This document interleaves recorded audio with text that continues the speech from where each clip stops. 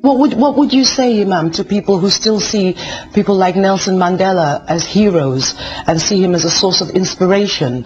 Do you feel that he was an integral part of the compromise, or was he hoodwinked to a certain degree?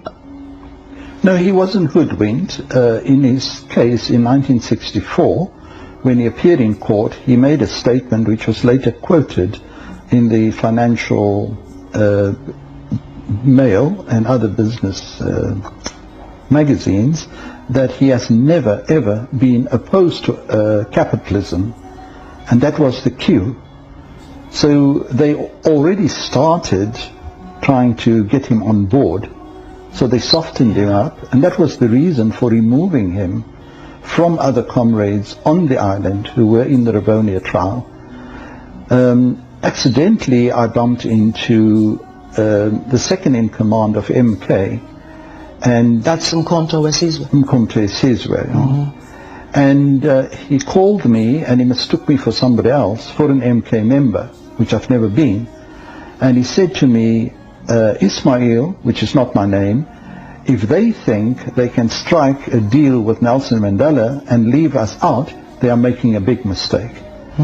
So already there was a split which was observable, that they knew that Nelson Mandela had been taken off the island in order to set in process the negotiations.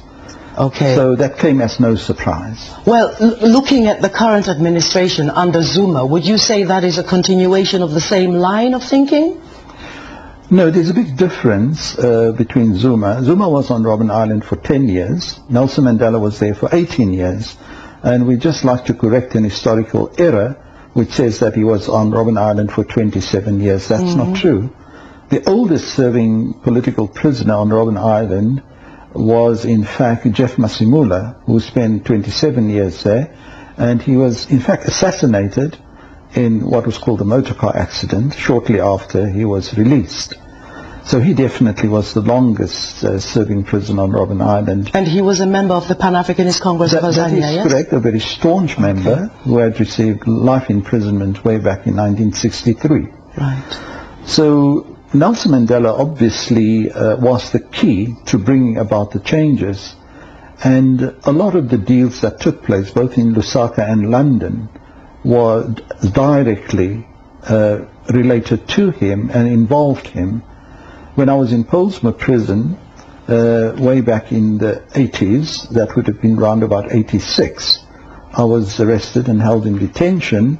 We saw Nelson Mandela leaving the prison complex dressed in a suit, and of course later on we discovered that these meetings were with Kobie Coetsee, one of the cabinet ministers. So obviously later on they confirmed that, and even meetings with the head of intelligence, Dr. Neil Barnett, and others. So it was a long process which started way back in 1982, and of course you had the Dakar conference and other feelers that were sent out. But it was very well orchestrated.